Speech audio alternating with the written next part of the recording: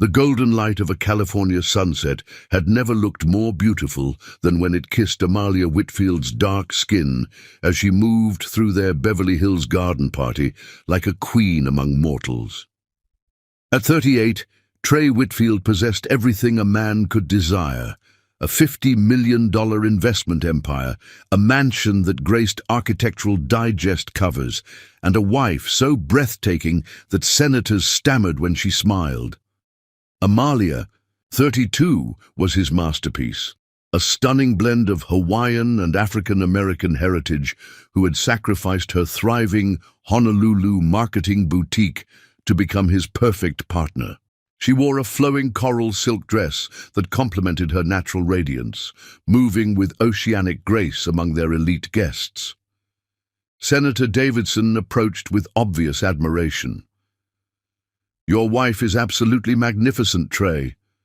How did a rough businessman like you win such an extraordinary woman?"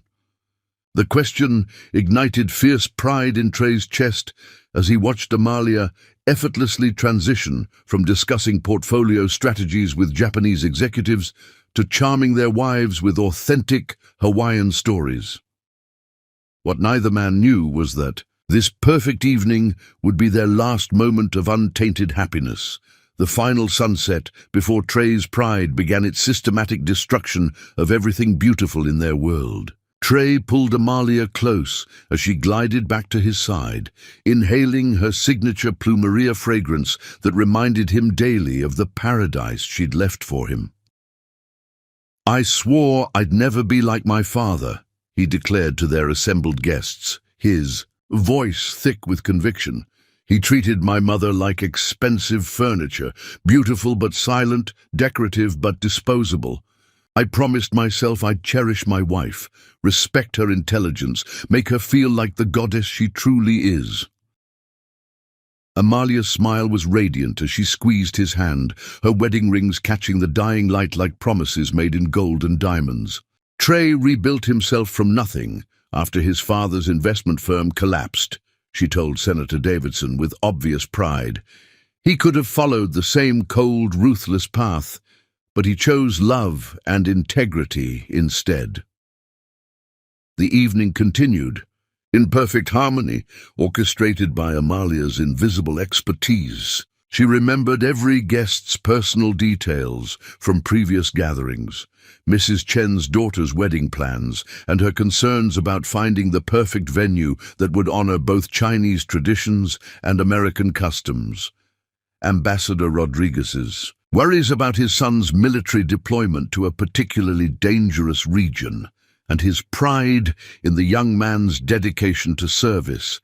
The Italian consul's wife's charity work with homeless veterans, and her innovative approaches to providing both shelter and job training. Her genuine interest transformed business networking into human connection, resulting in 3 major deals sealed with handshakes and promises of family dinners where spouses and children would be welcomed as extensions of professional relationships. The transformation she created in their social gatherings was remarkable to observe. Business rivals found themselves discovering common ground over shared concerns about their children's education. Competing investors identified collaboration opportunities while discussing their mutual passion for environmental conservation. Cultural differences dissolved as she helped guests recognize their shared values and complementary strengths, building bridges that extended far beyond individual transactions to create lasting partnerships based on trust and mutual respect. During cocktails, Amalia guided Senator Davidson's wife through her son's college struggles with the wisdom of someone who genuinely understood the challenges facing young people in competitive academic environments. She listened with authentic compassion as Mrs. Davidson described her fears about her son's anxiety and depression, offering practical advice born from her own experience mentoring young entrepreneurs in Hawaii who had faced similar pressures. Her suggestions about finding the right balance between academic achievement and emotional well-being resonated deeply with a mother desperate for guidance from someone who clearly understood both success and its psychological costs. She switched seamlessly to conversational Japanese with the executives' wives, a skill she'd mastered as a surprise for Trey's Pacific expansion plans. Spending months studying with a private tutor and practicing with native speakers until her pronunciation was flawless. The wives were delighted by her efforts to communicate in their language, sharing stories about their children's achievements and their own careers that they rarely discussed with American business associates. Through her genuine interest and cultural sensitivity, she transformed what could have been awkward social obligations into meaningful cross-cultural friendships that would benefit Trey's business relationships for years to come. Every interaction revealed her depth, intelligence, and genuine care for others that went far beyond social politeness. She remembered personal details that most people forgot within minutes of introduction. The Italian consul's recovery from recent heart surgery, the tech mogul's daughter's acceptance to veterinary school, the ambassador's wife's innovative literacy program for refugee children. Her ability to make each person feel truly seen and valued created loyalty that extended far beyond business transactions to encompass genuine personal affection and respect. Trey watched his wife work the crowd like a master artist, painting connections and opportunities with her natural charisma. Patricia Henley, Jake's wife and senior partner at Morrison & Associates, pulled him aside. "You're the luckiest man in California," she said earnestly. "Amalia doesn't just support your success, she amplifies it." The Japanese deal tonight? That happened because she spent weeks learning about their cultural preferences and family values. As the evening wound down, Trey overheard fragments of guest conversations filled with praise for both the event and its hostess. "Absolute perfection," the mayor's wife declared. "Every detail thoughtful and sophisticated." An art gallery owner mentioned commissioning Amalia to plan his next exhibition opening. A tech mogul's spouse asked for Amalia's advice on relocating their family from San Francisco. When the last guest departed at midnight, Trey found Amalia on their bedroom balcony, barefoot and ethereal against the city lights twinkling below. Like fallen stars, she'd removed her jewelry, letting her natural hair fall in soft waves around her shoulders, transforming from society hostess back into the woman who made his heart race every day. "Do you ever miss it?" he asked, wrapping his arms around her from behind, feeling her warmth through silk. "Your business in Hawaii? The independence you gave up for us?"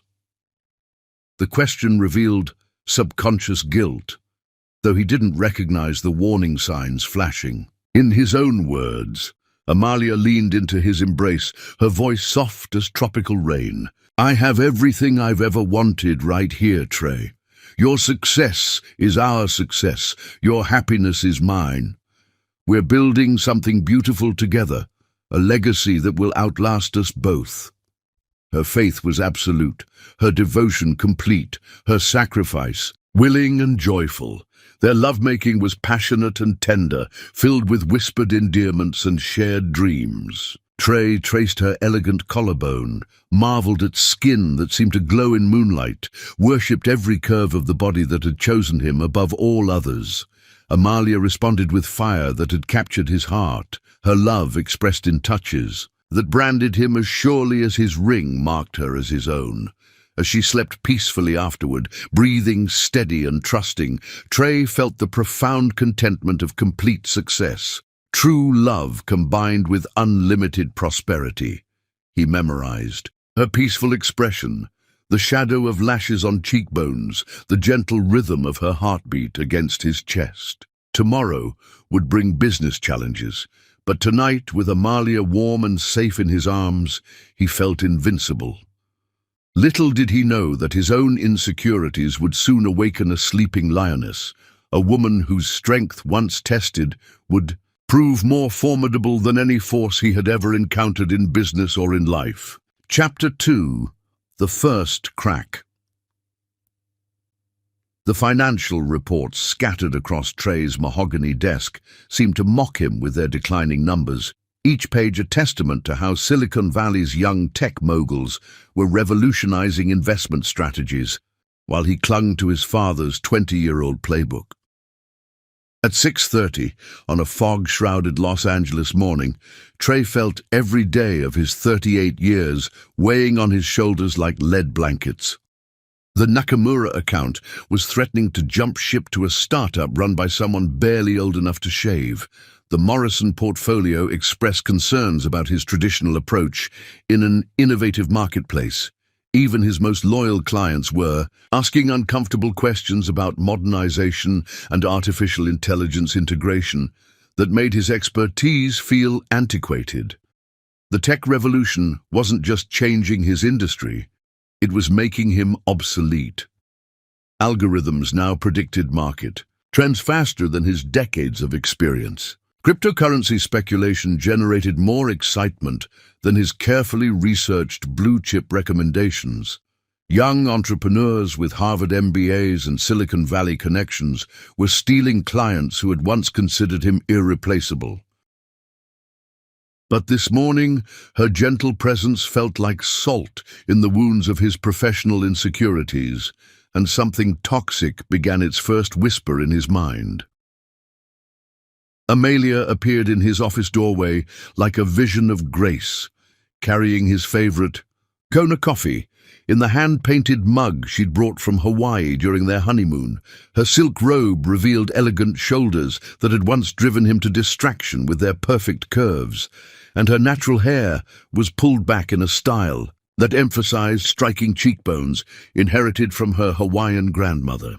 Even without makeup at dawn, she was breathtaking, radiating the peaceful energy that usually calmed his worst storms and restored his perspective on what truly mattered in their shared life. The coffee she prepared was perfect as always, the exact temperature he preferred, sweetened with the raw honey he'd discovered during their visit to her family's farm on Maui, served in the mug that represented their connection to her cultural heritage. She had risen early to prepare it exactly as he liked, another small act of devotion in an endless series of thoughtful gestures that he had begun taking for granted as his business pressures mounted and his appreciation for her efforts diminished. "You've been here since 4, she said softly, setting the coffee precisely where he preferred and beginning to massage his tense shoulders with skilled fingers. "The Nakamura presentation can wait until after breakfast. You need rest, not stress." Her touch was loving, her voice concerned, her intention purely supportive. She had no way of knowing that her innocent suggestion would trigger the first crack in their perfect marriage. The words hit him like a match to gasoline. "Wait!" Trey's voice exploded with exhaustion and fury, startling them both with its venom. "These 20-something tech kids are demolishing my market share while I sleep, and you want me to wait? You've never built anything from nothing, Amalia. Don't lecture me about business when you gave up your boutique to play housewife." The silence that followed was deafening, charged with the electricity of a marriage's first real wound. Amalia's hands stilled on his shoulders, and when he turned, he saw something he'd never witnessed before. Genuine hurt flickering across her normally serene features like shadows across water.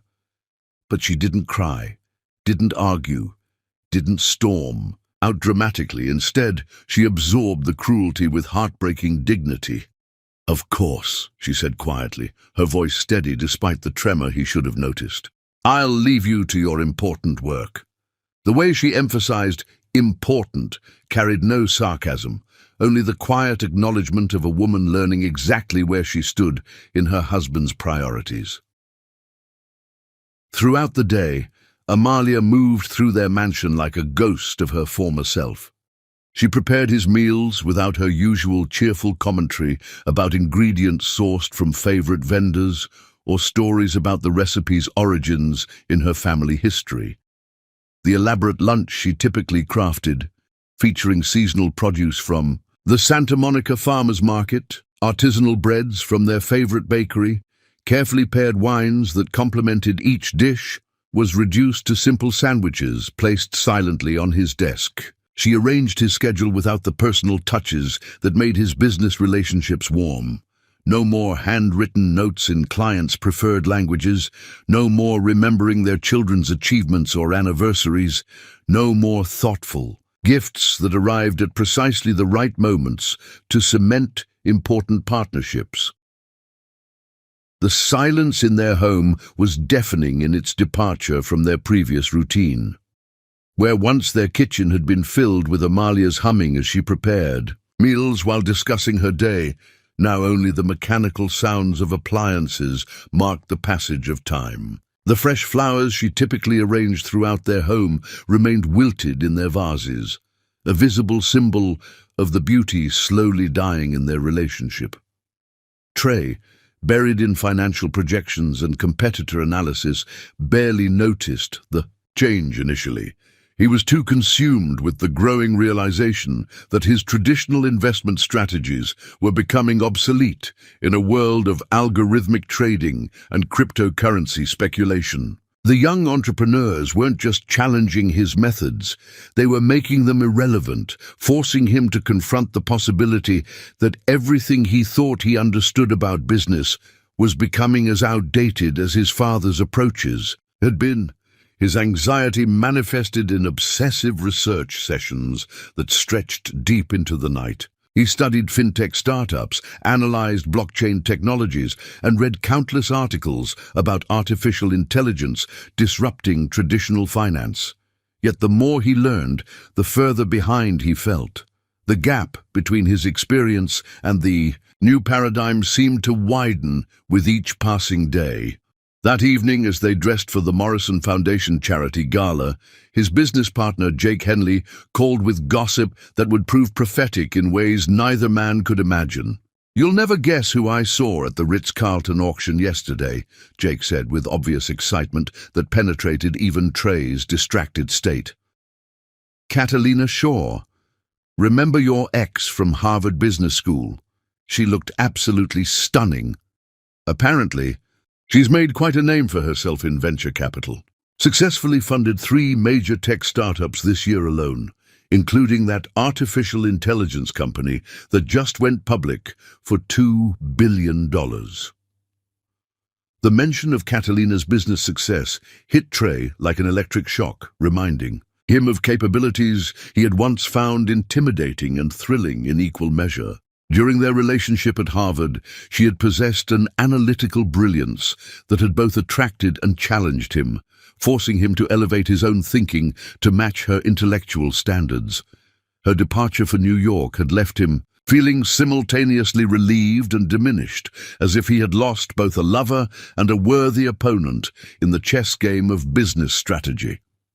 Trey felt his pulse quicken at mention of his former flame, dormant feelings stirring with unexpected intensity. Catalina Shaw, now 35, had been his obsession before Amalia, brilliant, ambitious, and devastatingly beautiful, with icy confidence that had both attracted and intimidated him in ways that still influenced his reactions to successful women. Their relationship had ended when she chose a lucrative New York opportunity over building a life with him, but her memory still carried electric charge that he had thought marriage to Amalia had safely neutralized. "She asked about you. Actually," Jake continued, oblivious to the minefield he was navigating, "wondered if you were still doing traditional portfolio management, or if you'd evolved into more innovative investment strategies. I got the impression she might be interested in collaboration. Her firm specializes in exactly the kind of tech integration you've been struggling with." The irony wasn't lost on him. Here was Catalina, thriving in the exact arena where he was failing, offering the kind of modern expertise that could resurrect his struggling firm. She represented everything he felt he was lacking: cutting-edge knowledge, innovative thinking, the ability to navigate the new economy with confidence rather than desperation. Amalia emerged from their walk-in closet wearing a stunning black evening gown, her jewelry simple but elegant, her natural beauty requiring no enhancement. Yet for the first time in their 3-year marriage, Trey found himself wondering what Catalina looked like now, whether success had made her even more alluring, whether her business acumen might be exactly what his struggling firm needed. At the gala, Amalia was gracious as always, but Trey caught her watching him with new wariness. She noticed his distraction when prominent donors approached, his lack of engagement during the speeches that usually held his attention, his tendency to scan the crowd as if searching for someone specific. When she excused herself to powder her nose, he found himself hoping and dreading he might see familiar blonde hair among the elite gathering. The contrast between his wife's social grace and his growing professional insecurities created a cognitive dissonance that he resolved by diminishing her contributions. Where once he had admired her ability to remember personal details about business associates, now he saw it as superficial small talk. Where once he had valued her cultural sensitivity and international dealings, now he questioned whether she understood real business strategy. The drive home was silent, except for his Bentley's purring engine. As they undressed for bed, Amalia finally spoke. "Jake mentioned Catalina Shaw tonight." Her voice held no accusation, only quiet observation tinged with something that might have been resignation. Trey's hand stilled on his cufflinks, caught, off guard by her directness. Did he? The question came out more defensive than he'd intended, revealing guilt he didn't fully understand yet. "She was your great love before me, wasn't she?" Amalia's reflection in their bedroom mirror showed a woman steeling herself for truth she didn't want to hear. "You're my great love," he said, and in that moment, meant it completely. But something fundamental had shifted between them. Some invisible foundation had developed its first hairline crack. The perfect marriage was beginning its slow, inexorable collapse. As they lay in bed, Trey stared at the ceiling while Amalia's breathing gradually deepened into sleep. For the first time since their wedding, he felt the weight of unspoken dissatisfaction pressing against his chest. The woman beside him represented stability, comfort, unconditional love, but she also represented the traditional world he was failing to navigate successfully. Catalina, meanwhile, embodied innovation, challenge, the kind of cutting-edge thinking that might save his career. The comparison was unfair, he knew, but fairness had little to do with the fantasies beginning to take root in his troubled mind.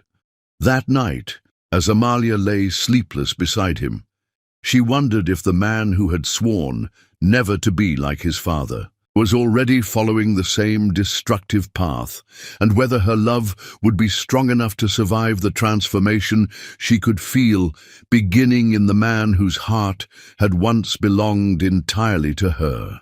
Chapter 3. Poison Takes Root. 6 weeks later, the poison of discontent had spread through Trey's mind like ink through water, staining every interaction with his wife in shades of dissatisfaction he'd never noticed before, transforming his greatest blessing into his daily frustration. The morning sun, streaming through their breakfast nook windows, illuminated Amalia's natural beauty as she read the Los Angeles Times.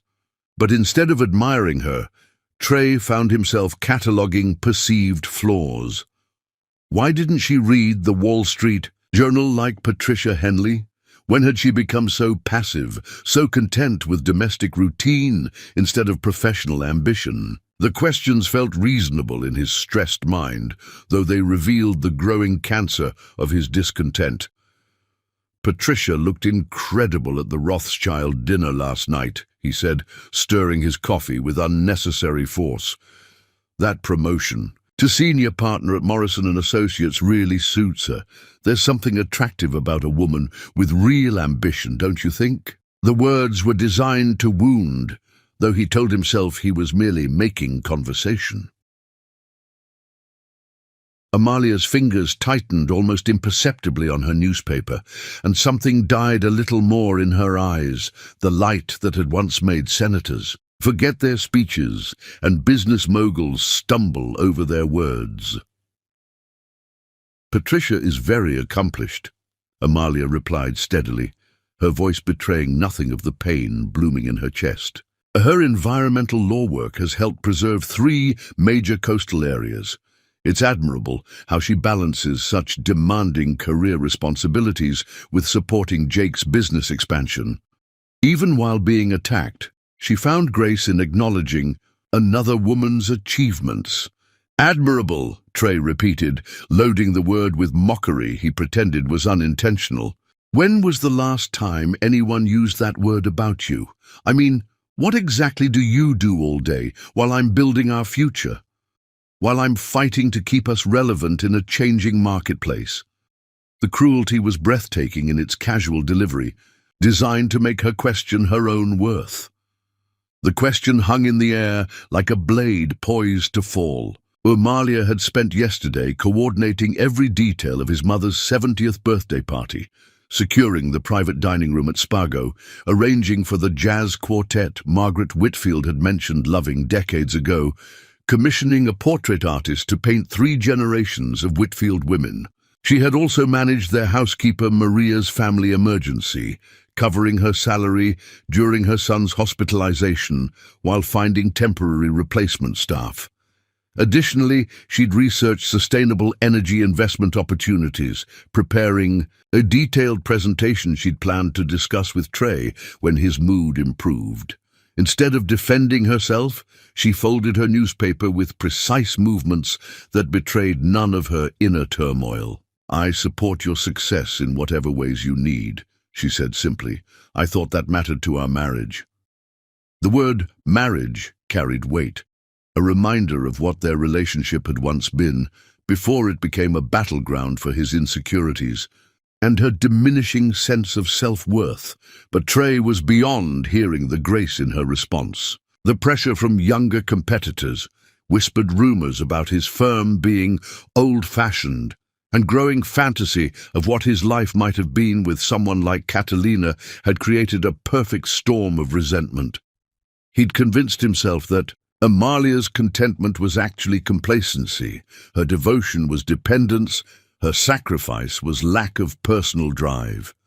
The attacks became daily occurrences, each one carefully crafted to chip away at her confidence while maintaining plausible deniability about his intentions.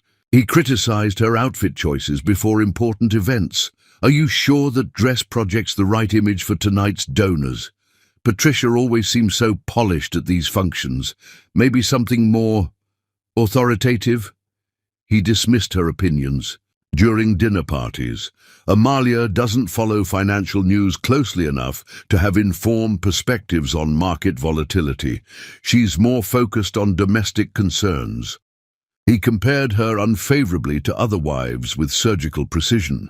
Diana Morrison's networking abilities really impressed the Japanese investors. She secured 3 meetings for Senator Morrison just through casual conversation.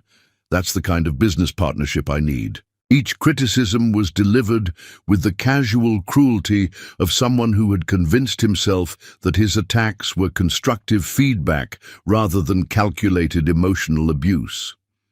He had become expert at finding her vulnerabilities and exploiting them under the guise of helpful suggestions, transforming every social interaction into an opportunity to undermine her confidence while making himself appear supportive to outside observers. The public nature of many his criticisms added humiliation to the injury, ensuring that their friends and associates witnessed her gradual diminishment. Yet through every verbal assault, Amalia never broke or retaliated with equal cruelty. She absorbed his attacks with the strength of ancient Hawaiian volcanoes, transforming pain into fuel for impossible perfection that became both her shield and her prison. Their home became a showcase of her silent determination, every meal a culinary masterpiece, featuring ingredients researched and sourced with obsessive care from vendors who had learned to expect her exacting standards. Every social event flawlessly orchestrated, down to personalized welcome gifts for each attendee that reflected hours of research into their personal interests and preferences. Every detail of their life polished to painful beauty that impressed guests while hollowing out her own soul. The irony was devastating in its cruel precision. The more perfectly she performed the role of ideal wife, the more Trey seemed to resent her capabilities and find fault with her efforts. Her success in managing their social calendar became evidence of superficiality rather than skill. Her ability to remember personal details about his business associates became manipulative calculation rather than genuine interest in other people. Her graceful handling of domestic crises became proof that she didn't understand real pressure rather than demonstration of her remarkable competence under stress. Their once warm conversations became professional exchanges devoid of emotional intimacy or personal connection. "Your dry cleaning is ready," replaced, "I missed you today and can't wait to hear about your meetings." The Hendersons confirmed. "Good Saturday," substituted, "I'm so excited for you to taste the dinner I planned around their dietary restrictions and cultural preferences." The woman who had once filled their home with laughter, music, and the joy of shared discoveries now moved through their mansion like an elegant ghost, her natural vivacity sacrificed on the altar of his inexplicable dissatisfaction and growing resentment. "You sound different," her sister Kalani observed during their weekly phone call, her voice tight with concern across the Pacific distance. "Empty. Like you're reading lines from a script instead of living your life." Kalani had been Amalia's closest confidant since childhood, the only person who could see through her perfect facade to the wounded woman beneath. "Marriage requires adaptation," Amalia replied carefully, watching Trey pace their living room, while screaming at someone about quarterly projections that were, ironically, the best his firm had produced in 2 years. "I'm learning to be the wife Trey needs during this difficult business period." But even as she spoke the words, she knew she wasn't adapting. She was disappearing piece by piece. The breaking point came during one particularly venomous evening when Trey's resentment finally found its most cutting expression. They were dressing for another obligatory social function when Amalia tentatively mentioned her interest in returning to work. "I've been thinking about perhaps starting a small consulting business," she said carefully, watching his reflection in their bedroom mirror. "Interior design, maybe event planning, something modest that wouldn't interfere with supporting your career, but might help me feel more purposeful." Trey's reaction was swift and devastating. "You want to know what your problem is, Amalia?" he said, turning to face her with eyes that had gone cold as winter ocean. "You will never be like my ex, Catalina. She had real ambition, real drive, real business instincts that could actually contribute to a partnership. She understood that success requires sacrifice and intelligence, not just playing with color swatches and party favors like some bored housewife." The words hit their target with devastating precision. Amalia felt something inside her chest crack and break, not just from the cruelty of the comparison, but from the realization that he was holding up his manipulative, scheming ex-girlfriend as the standard she could never meet.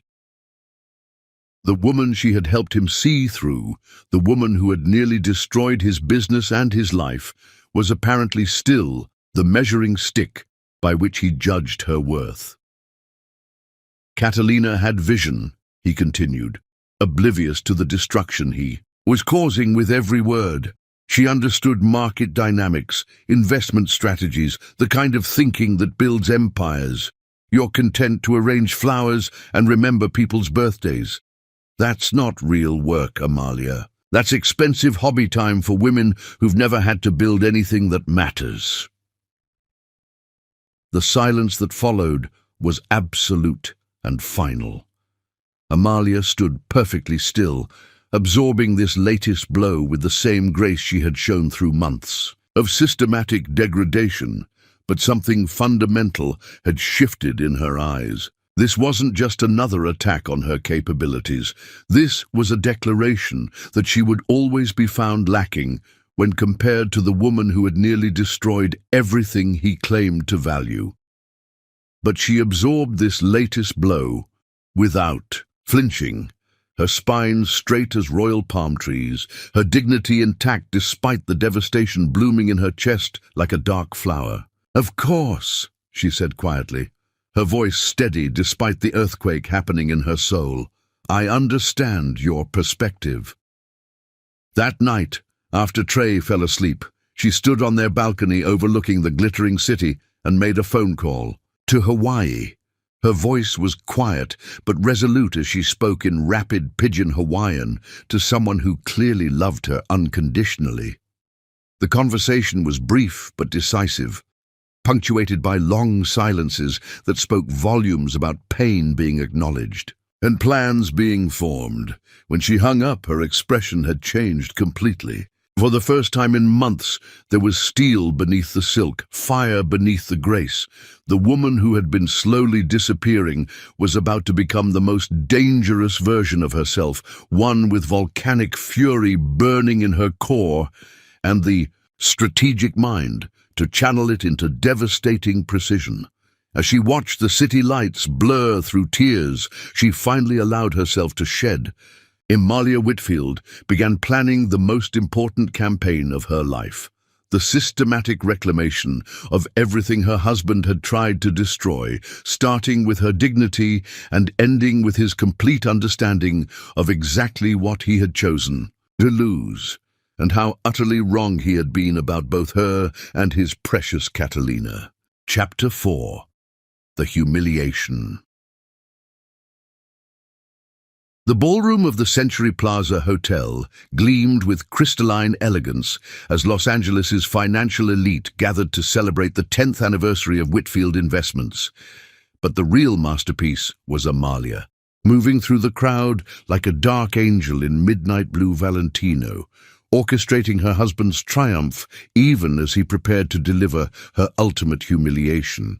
The event represented the pinnacle of their social calendar, a gathering that would be discussed in business circles for months afterward and referenced in trade publications as an example of how successful firms celebrated their achievements while strengthening industry relationships.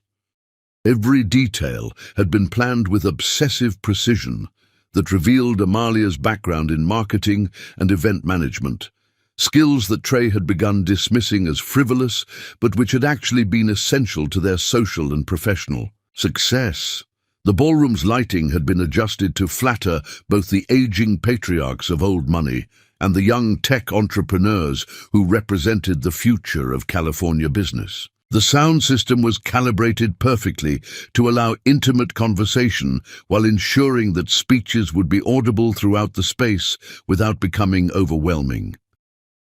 She had planned every detail of this evening with obsessive precision, the menu that showcased both comfort and sophistication, featuring dishes that honored 3 different cultural traditions represented among their key investors.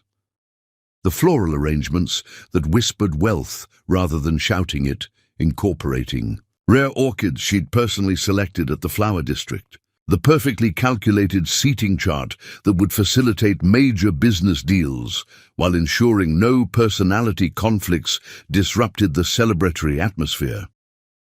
The guest list read like a who's who of California power, senators and tech moguls, entertainment industry royalty and old money dynasties, international investors and diplomatic families. Each invitation had been personally crafted by Amalia, written in multiple languages when appropriate, designed to make recipients feel specially chosen rather than merely invited to another corporate function. What none of these distinguished guests knew was that they were about to witness the public execution of a marriage, orchestrated by a man too blind to recognize the treasure he was destroying. Margaret Whitfield, Trey's 71-year-old mother, approached with genuine warmth, lighting her patrician features. "You've outdone yourself tonight, dear," she said, taking Amalia's arm with familiar affection. "This celebration is absolutely perfect. Every detail shows such thoughtfulness and care. Trey is the luckiest man in California to have you as his partner." The elder Mrs. Whitfield possessed old money grace that commanded respect, and her approval meant everything in their social circle. Before Amalia could respond, the hotel's events manager appeared with urgent whispers about a kitchen crisis. The main course preparation had been delayed by equipment failure, threatening to derail the carefully timed evening. As she excused herself to handle the emergency, a routine part of being the perfect hostess, Amalia caught fragments of conversation. From Trey's circle, where Jake Henley was regaling listeners with stories about a recent business conference that inevitably led to mentions of Catalina Shaw. "Brilliant woman," she heard Jake saying with obvious admiration. "Her venture capital firm has revolutionized tech startup funding, makes traditional investment strategies look positively medieval. I keep telling Trey he should consider collaboration opportunities." The words felt like prophecy, though Amalia couldn't know how accurate that instinct would prove. 20 minutes later, having resolved the catering crisis with characteristic efficiency and grace, Amalia returned to find Trey's extended family gathered around their reserved table. His brother Marcus and sister-in-law Diana, his cousins from San Francisco, several close family friends, all people who had watched her transformation from glowing bride to increasingly silent shadow over the past months. Their faces showed concern that matched her inner turmoil. The main course was served with renewed perfection, accompanied by wine pairings Amalia had researched extensively to complement each dish while honoring different cultural preferences. Conversation flowed smoothly until Margaret encouraged her to share family stories, knowing how beautifully Amalia honored her Hawaiian heritage through storytelling. "Tell them about your grandmother, dear," Margaret prompted warmly. "The story about how she built her catering empire from nothing in post-war Honolulu. Such an inspiring example of female entrepreneurship and resilience." The suggestion was meant kindly, an opportunity for Amalia to shine in the way that had once made Trey so proud of his brilliant wife.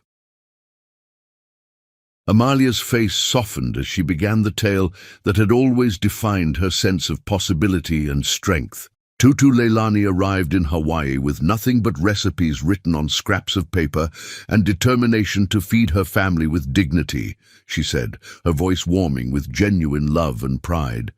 She started by selling malasadas on street corners. At dawn, saving every penny until she could afford a food cart.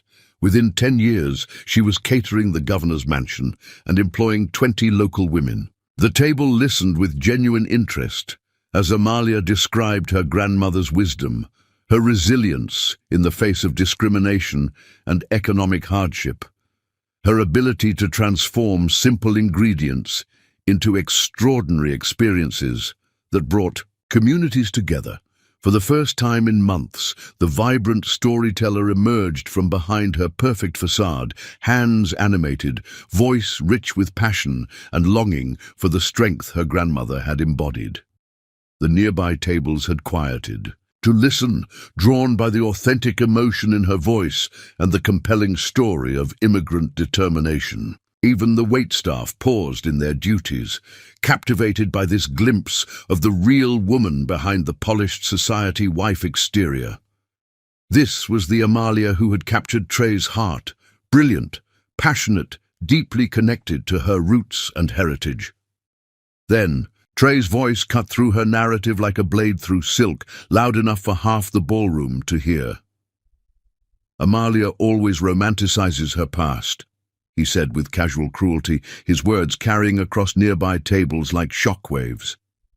"It wasn't as picture-perfect as she makes it sound. Her family struggled with poverty, addiction, The usual island problems that tourists never see, but she likes to turn everything into fairy tales because reality doesn't sound as impressive to people in our social circle.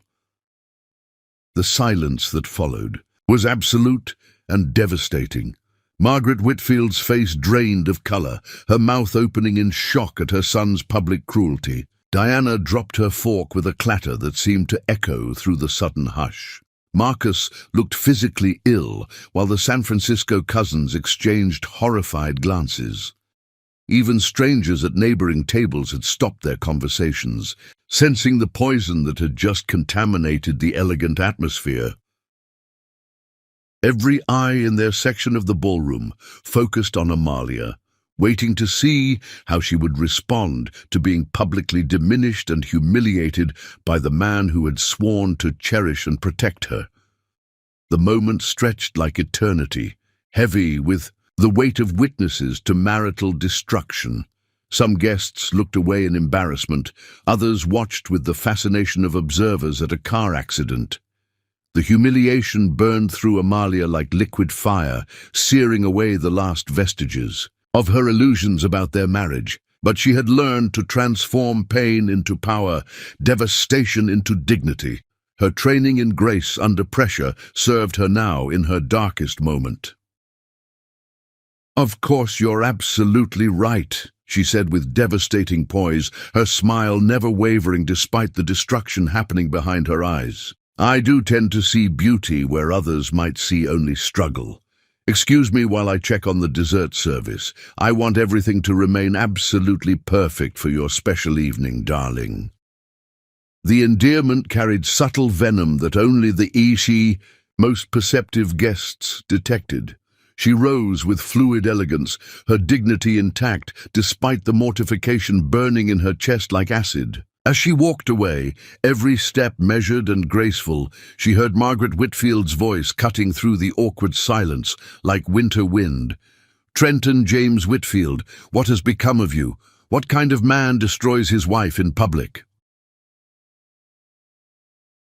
In Chantilly, the privacy of the hotel's executive bathroom, Amalia finally allowed herself a moment of raw truth that she had been denying for months. She looked at her reflection in the ornate mirror, still beautiful despite the stress that had carved subtle lines around her eyes, still perfectly composed despite the humiliation burning in her chest like acid, but hollow-eyed in a way that no amount of makeup could conceal or designer clothing could disguise. The woman looking back at her was a stranger, a ghost of the vibrant entrepreneur who had once commanded rooms with her presence and intelligence, who had built successful businesses and inspired loyalty through authentic leadership rather than performative perfection.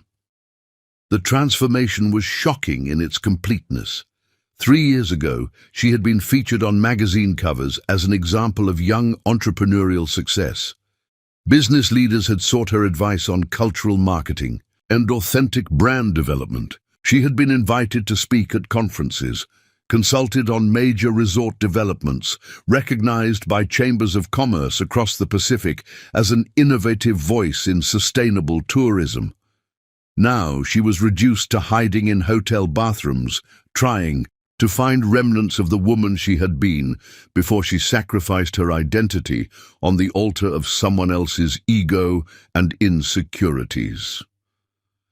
She removed her phone from her small evening clutch with hands that trembled slightly despite her outward composure, and made 2 calls that would change everything about both their lives. The first was to Hawaii, speaking rapidly in pidgin Hawaiian to someone who had been waiting for exactly this moment, her sister Kalani, who had been begging her to come home for months and who had prepared everything necessary for her sister's liberation from a marriage that was killing her spirit. The second was to a number she had memorized months ago, but never dialed, knowing that using it would mean crossing a line from which there could be no return to the life she had known. When she returned to the ballroom 15 minutes later, her smile was different, not the practiced perfection of a society wife, but something sharper, more knowing, infinitely more dangerous. The woman who had spent 3 years absorbing her husband's cruelty like a sponge was about to become a force of nature that would reshape both their lives forever. The evening continued with forced normalcy, but those who truly knew her noticed the fundamental change in Amalia's energy. There was something final in her posture, something irreversible in the way she watched Trey laugh with his business associates, completely oblivious to the earthquake building beneath his feet and the reckoning that would soon shake his world to its very foundations. Chapter 5. The Revelation. The morning after the anniversary disaster arrived, gray and overcast. Los Angeles shrouded in marine layer that matched the storm building in Amalia's soul as she prepared Trey's breakfast with the mechanical precision of a woman who had already begun her systematic detachment from the life that no longer served her. Trey sat at their kitchen island, scrolling through his phone, completely ignoring the gourmet spread she had arranged. Fresh tropical fruit carved into artistic displays, homemade Portuguese malasadas that had taken her 3 hours to perfect. Kona coffee imported weekly from Hawaii at considerable expense. His indifference to her efforts had become so routine that he no longer bothered with even perfunctory appreciation. The morning light filtering through their floor-to-ceiling windows illuminated the expensive marble countertops and custom cabinetry that had once represented their shared dreams of domestic perfection. "The Morrison account signed this morning," he said without looking up, his tone casual, as if his public humiliation of her 12 hours earlier had been nothing more than a minor social misstep. "Jake thinks we should celebrate at Nobu tonight. Apparently, Catalina Shaw will be joining us. She's interested in discussing potential collaboration opportunities." The name dropped like a stone into still water, creating ripples neither of them fully understood yet. His fingers continued scrolling through emails with the same distracted energy that had characterized their interactions for months. The mention of his ex-girlfriend's name sent a familiar chill through Amalia's carefully controlled composure, but she had learned to transform every emotion into fuel for strategic thinking. Her movements remained fluid and precise as she arranged his breakfast plate, though every gesture was performed with the detached efficiency of someone who had already begun mourning the death of their marriage. What Trey didn't realize was that his wife had spent the dark hours before dawn making preparations that would expose every lie, every betrayal, and every carefully hidden truth that threatened to destroy their marriage. Starting with the real reason Catalina Shaw had suddenly reappeared in their lives. Amalia placed his coffee exactly 2 inches from his right hand, as she had every morning for 3 years of increasingly thankless marriage. "That's wonderful news about Morrison," she replied, her voice carrying no inflection whatsoever, though her pulse quickened at the mention of his ex-girlfriend. "Congratulations on closing such an important deal." The words were perfect, supportive, empty of any genuine emotion. For the first time in weeks, Trey actually looked at his wife with focused attention. Something in her stillness penetrated his self-absorption, a quality he couldn't quite identify, but that made the hair on his neck stand up with primitive warning. She moved with the same fluid grace, wore the same elegant silk robe, but there was something fundamentally different about her presence, like the calm before a hurricane. "Are you feeling well?" he asked, genuine concern creeping into his voice for the first time in months. "You seem different, distant." He sat down, his phone finally giving her his complete attention, though far too late to matter. The damage to their marriage had already passed the point of repair, and Amalia had moved beyond forgiveness into the realm of strategic planning. Before she could respond, her phone rang with perfect timing that felt like destiny. She glanced at the screen and for a split second her composed mask slipped, revealing something that might have been satisfaction mixed with grim determination. Then unexpectedly she laughed, a sound so foreign after months of careful silence that it made Trey look up sharply from his coffee.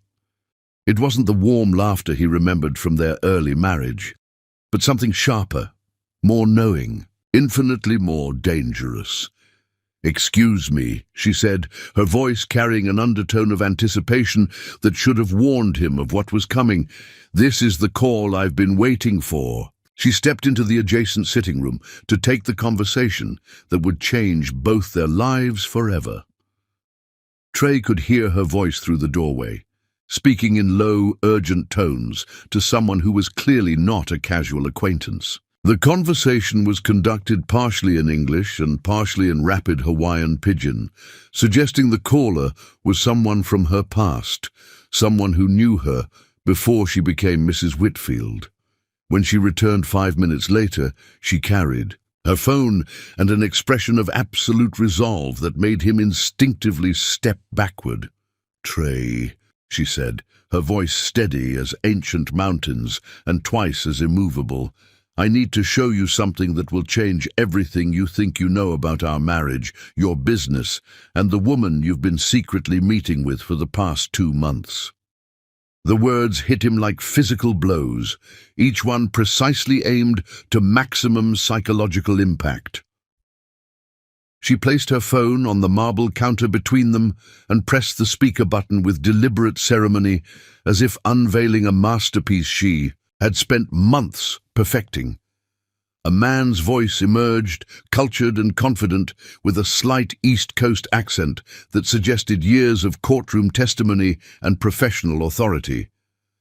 "Mrs. Whitfield, this is Detective Marcus Chen from the Los Angeles Police Department's Financial Crimes Division. As we discussed, I'm prepared to share the evidence you requested regarding Catalina Shaw's activities targeting married businessmen in the Beverly Hills area." The detective's voice carried the weight of official investigation, each word carefully chosen to maximize impact while maintaining legal precision. Trey's coffee cup froze halfway to his lips as the implications of what he was hearing began to penetrate his shock. This wasn't a casual conversation between strangers. This was the culmination of months of systematic investigation that his wife had conducted while he believed her to be nothing more than a decorative household accessory. Trey's face went white as paper. "Amalia, what is this? How do you know about—" His protests died as the detective continued speaking, laying out a pattern of systematic seduction and financial manipulation that made his blood turn to ice water in his veins. "Miss Shaw has been under surveillance for 18 months as part of a broader investigation into sophisticated romance fraud targeting high-net-worth individuals," Detective Chen explained with professional detachment. "Her method involves extensive research into her, targets business vulnerabilities and personal relationships before initiating contact. She typically approaches married men during periods of professional stress, offering both romantic and business partnerships designed to extract maximum financial benefit before disappearing." The phone call continued for another 10 minutes, devastating in its clinical precision. Catalina had affairs with no fewer than 6 married businessmen over the past 3 years, extracting a total of $2.8 million through various investment schemes and business partnerships that existed only on paper. She had been feeding confidential business information to Trey's competitors while simultaneously seducing him away from his wife and his moral center. The evidence includes recorded phone conversations, financial transactions, and testimonies from previous victims, the detective concluded. "Miss Shaw's current target appears to be your husband, Mr. Whitfield. She has been systematically undermining his marriage while positioning herself as both romantic and business salvation. We believe she's preparing to propose a major investment." opportunity that would give her access to his client accounts. When the call ended, silence filled their kitchen like toxic gas that threatened to suffocate any remaining pretense of marital harmony. Trey stared at his wife with newfound understanding and growing horror at the depth of his betrayal and blindness. Amalia had known about his emotional affair, his secret meetings with Catalina, his growing dissatisfaction with their marriage. And instead of confronting him with tears and accusations like the emotionally unstable woman he had convinced himself she had methodically built a legal case that exposed everything while protecting herself from both financial ruin and public humiliation. The revelation of her strategic thinking was almost as devastating as the exposure of his infidelity. This was not the simple housewife he had been dismissing for months, but a formidable opponent who had been several moves ahead of him throughout their entire marital collapse. She had anticipated his betrayal, prepared for his weakness, and positioned herself to emerge from their relationship's destruction with both her dignity and her financial security intact. The woman he had underestimated so completely had just demonstrated tactical brilliance that would have impressed military strategists and corporate takeover specialists. "How long have you known?" he whispered, his voice barely audible. The successful businessman who commanded boardrooms and intimidated competitors had been reduced to a frightened man facing the consequences of his betrayal. 3 months, Amalia replied calmly, though her eyes blazed with controlled fury. "Since the night you came home smelling like her perfume and started criticizing everything about our life together. I hired a private investigator the next morning because I knew my husband well enough to recognize when he was falling under someone else's influence." Her voice carried no accusation, only factual observation that cut deeper than any emotional outburst could have. She moved to their home office with fluid grace that revealed nothing of the emotional storm that must have been raging beneath. Her composed exterior returning with a thick manila folder that she placed on the counter, with the weight of evidence that would reshape his understanding of everything he thought he knew about both their marriage and his own character. Photos of your meetings with Catalina, copies of her communications with your competitors, financial records showing how she's been positioning herself to destroy your business while stealing your assets, and documentation of her previous victims and their testimonies. Everything you need to understand exactly how thoroughly you've been manipulated and how close you came to losing everything we built together. Trey opened the folder with trembling hands, seeing his own face in surveillance. Photos that documented his systematic betrayal of everything he had once claimed to value. In image after image, he saw himself with Catalina, in restaurants where he had told Amalia he was attending business meetings, in hotel lobbies where he had claimed to be negotiating deals, in her upscale apartment where he had convinced himself. Their conversations were purely professional strategy sessions. Each photograph was time-stamped and annotated with details that revealed the depth of his deception and the thoroughness of Amalia's investigation. The evidence was overwhelming and undeniable. Financial records showed unusual activity in accounts he thought were private. Phone records documented conversations at times when he had claimed to be working late. Credit card statements revealed purchases he had forgotten making in his excitement over clandestine meetings. His entire double life was laid out in clinical detail, transformed from thrilling secret romance into pathetic, middle-aged cliché. "I'm flying to Australia tomorrow," Amalia continued with devastating calm, her voice carrying the finality of someone who had moved beyond anger into the realm of strategic action. "My mother is ill and needs immediate surgery. I'll need $1 million transferred to my personal account for medical expenses and extended care arrangements." The wire transfer information is in that folder. She had already moved beyond explanation into the realm of non-negotiable demands. But the Australia story was a lie, and they both knew it. Trey had met her mother twice, a vibrant, healthy woman who ran a successful catering business and had no intention of needing her daughter's rescue. This was Amalia's exit strategy, carefully planned and flawlessly executed, giving her the resources to disappear from his life while maintaining her dignity. "Amalia, please," he began, reaching for her hand, but she stepped back as if his touch might contaminate her carefully constructed composure. "Don't," she said quietly, her voice carrying more finality than any shouting could have achieved. "You made your choice when you decided I wasn't worth protecting from your own dissatisfaction and weakness. You chose to blame me for problems I didn't create instead of working with me to solve them together.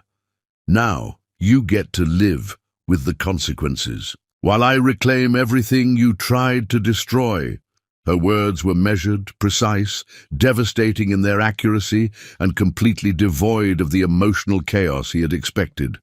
She paused, her eyes meeting his with the kind of direct intensity that had once made him feel like the luckiest man alive, and now made him feel like the biggest fool who had ever lived.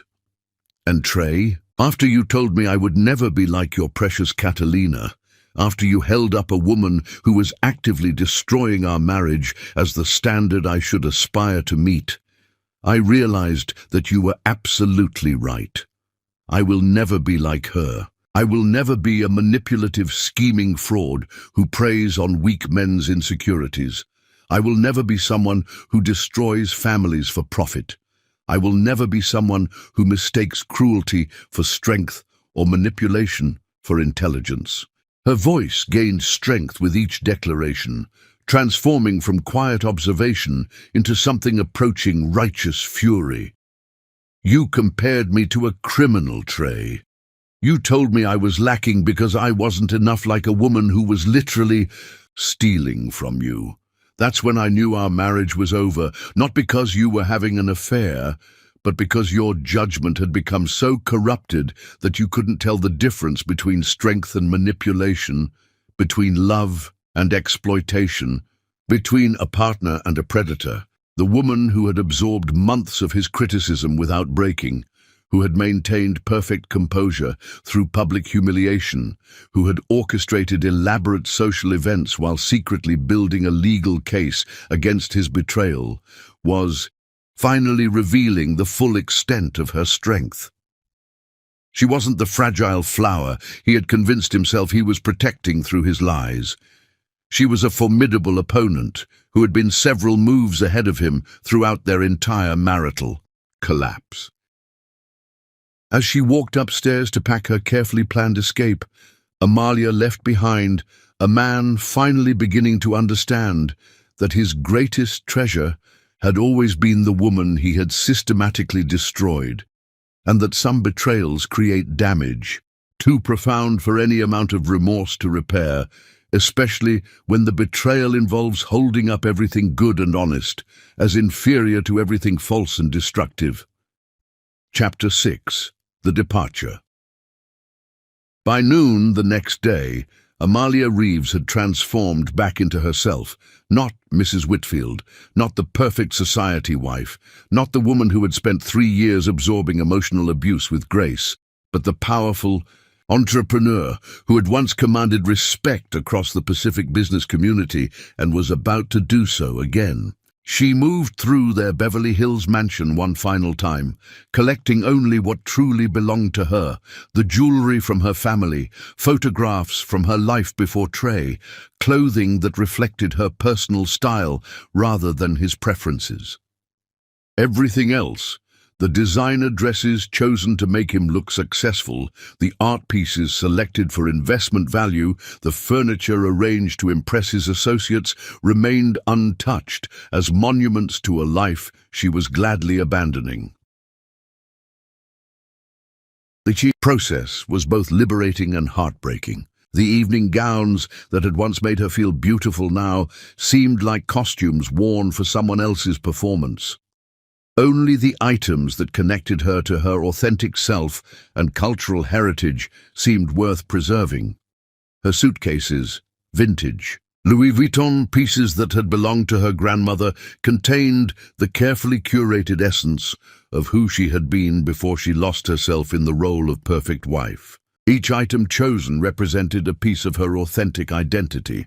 The vintage Aloha shirts that connected her to Hawaiian culture, the business suits that had once made her formidable in boardrooms, the books on marketing and entrepreneurship that revealed her true intellectual interests.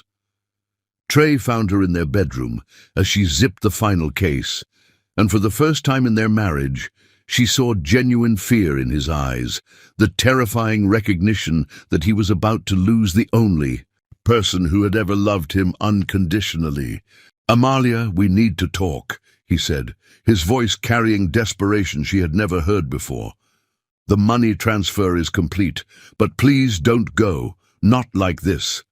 Let me explain what happened with Catalina. Let me show you how sorry I am. We can fix this." His words tumbled over each other with frantic energy, the composed businessman reduced to pleading. She turned to face him fully, and he saw a stranger looking back with eyes that held no warmth, no forgiveness, no remaining trace of the love that had once made him feel invincible. "There's nothing to fix," she said with calm finality. "You showed me exactly who you are when pressure tested your character. I'm simply responding appropriately to that information." The taxi arrived precisely on schedule, another detail she had orchestrated with military precision. As the driver loaded her luggage, Trey followed her to the front door like a man walking to his own execution, still trying to find words that might undo months of systematic cruelty and betrayal. "Where will you really go?" he asked quietly, abandoning the pretense that Australia had ever been her actual destination. "What will you do?" The questions revealed his growing understanding that he had never really known the woman he married. Her capabilities, her connections, her capacity for strategic thinking that rivaled any boardroom adversary he had ever faced. Amalia paused at the threshold of their home, looking back at the marble foyer where she had welcomed hundreds of guests, the crystal chandelier that had witnessed countless dinner parties orchestrated for his benefit, the life she had crafted around his needs and ambitions. "I'm going to build something beautiful," she said simply, "something that belongs entirely to me." The ride to LAX was silent, the driver respectfully avoiding conversation with a woman who radiated the kind of contained intensity that suggested profound life changes in motion.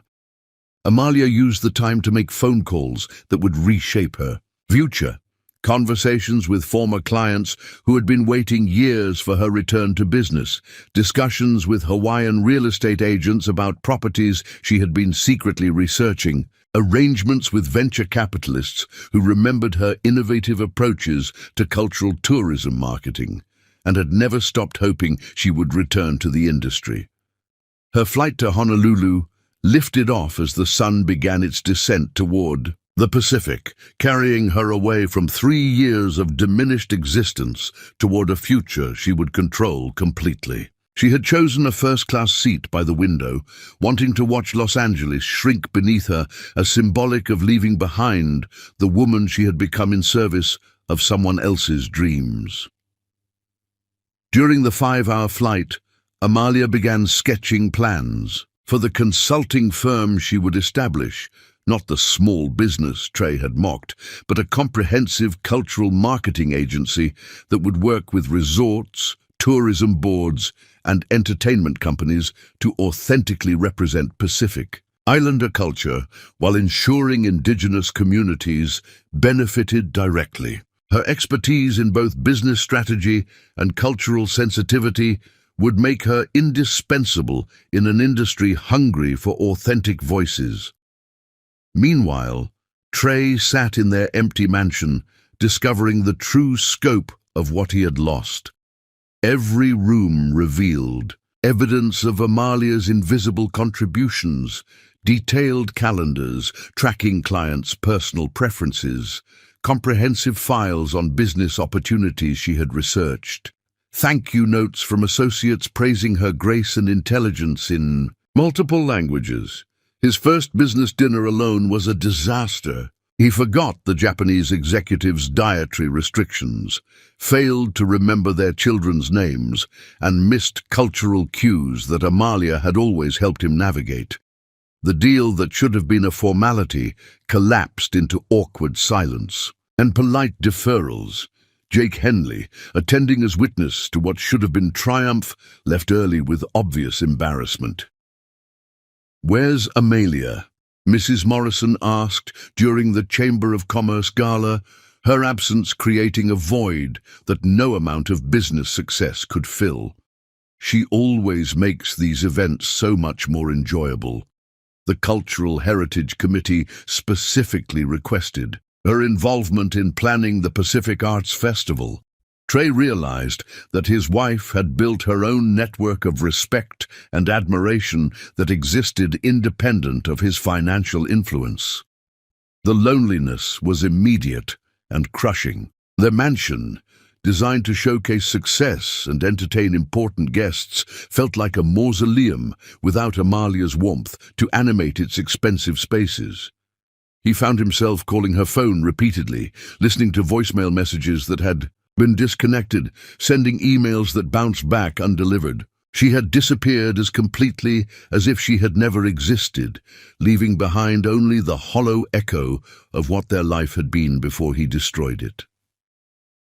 3 days after her departure, Margaret Whitfield arrived unannounced, her patrician composure barely containing maternal fury. "What have you done?" she demanded, standing in the foyer where Amalia had once greeted her with genuine affection and respect. "How did you become the kind of man who destroys the best thing in his life? How did you become exactly like your father anyway?" The comparison hit like a physical blow, accurate and devastating. But in Honolulu, Amalia was experiencing the profound relief of authentic existence for the first time in years. She woke in her suite at the Royal Hawaiian Hotel to trade winds and plumeria-scented air, her body remembering what it felt like to breathe without the constant tension of walking on eggshells around someone else's fragile ego. Her reflection in the mirror showed a woman reclaiming her power, her joy, her fundamental sense of self-worth. That first week back in paradise, as she re-established connections with family and former colleagues who welcomed her return with open arms and celebration, Amalia realized that leaving Trey hadn't been the end of her story. It had been the beginning of the chapter where she finally became the heroine of her own life again. Chapter 7. The Awakening. 3 months after Amalia's departure, Trey Whitfield sat in his Beverly Hills mansion, surrounded by the wreckage of everything he had once believed made him successful, finally understanding that his wife hadn't just been the perfect accessory to his achievements. She had been their architect, their foundation, and their most essential element. The evidence of his professional collapse surrounded him in neat piles of financial reports that told a story of systematic decline. The Morrison account had withdrawn after a disastrous presentation where he'd forgotten crucial details. Amalia had always managed. The Japanese partnership dissolved when he'd inadvertently insulted their cultural values during what should have been a routine courtesy meeting. 3 major clients had switched to younger, more innovative firms that offered exactly the kind of tech integration he'd been too proud to pursue. His business partner Jake Henley sat across from him in the home office, his expression grim as he delivered the latest round of devastating news. "The Nakamura Group officially terminated our contract this morning," Jake said, his voice heavy with disappointment and growing concern. They specifically mentioned the decline in personal attention and cultural sensitivity since Amalia left. Apparently, she used to send handwritten notes to Mrs. Nakamura in Japanese, remembering their grandchildren's birthdays and their daughter's wedding anniversary. The revelation hit Trey like a physical blow. His wife hadn't just been supporting his business success, she had been creating it through thousands of invisible acts of thoughtfulness and intelligence that he had dismissed. as mere housewifery. That's not all, Jake continued reluctantly, opening another folder that contained information Trey wasn't prepared to process. Remember how excited I was about Catalina Shaw's business proposal, the one where she offered to modernize our investment strategies and introduce us to her network of tech entrepreneurs? Well, it turns out every single company in her portfolio is either bankrupt or under investigation for fraud. We would have lost everything within 6 months. The detectives' earlier warning about Catalina's systematic targeting of married businessmen now took on horrifying clarity. She had been preparing to destroy not just his marriage, but his entire financial empire, extracting maximum wealth while leaving him with nothing but debt and scandal. Only Amalia's investigation and timely exposure had saved him from complete professional ruin. His mother's weekly visits had become exercises in maternal disappointment that cut deeper than any business failure. Margaret Whitfield no longer bothered with social pleasantries, arriving with the stern purpose of forcing her son to confront his transformation into everything she had raised him not to become. "Your father was cruel to me for 30 years, she said during one particularly painful conversation, standing in the living room where Amalia had once hosted their family gatherings with such warmth and grace. Cold, dismissive, constantly comparing me to other women and finding me lacking. I stayed because divorce wasn't acceptable in our social circle then. But you, Trenton, you had genuine love, real partnership, a woman who sacrificed everything for your happiness. And you threw it away to become exactly like him anyway." The comparison to his father was accurate and devastating. Harold Whitfield had indeed treated his wife like expensive furniture, beautiful but essentially decorative, valuable but replaceable. Trey had watched his mother wither under that treatment, had sworn as a young man never to inflict such casual cruelty on anyone he claimed to love. Yet under pressure, he had defaulted to the exact same pattern of behavior, proving that character revealed itself most clearly during difficult times. Alone in their bedroom, now just his bedroom, Trey found evidence of Amalia's true worth in places he had never bothered to look. Her nightstand drawer contained detailed notes about his business associates' families, their interests, their anniversaries and achievements. She had been his secret weapon in every social and professional interaction, making him appear thoughtful and personally invested in ways that had built deep loyalty among his clients. Her home office revealed the full scope of what he had lost. Comprehensive market research on emerging investment opportunities in sustainable energy, detailed analyses of competitor strategies, innovative marketing proposals that could have positioned his firm as industry leaders rather than followers. Struggling to remain relevant, she had been developing solutions to every business challenge he faced, waiting for him to trust her judgment enough to listen to her insights. The social isolation was perhaps most crushing of all. Invitations that had once arrived regularly for the power couple now came addressed only to him, with pointed questions about Amalia's absence that he couldn't answer without revealing his role in their separation. Former friends avoided him at events, their disapproval palpable and deserved. He had become a cautionary tale about successful men who destroy their own happiness through hubris and ingratitude.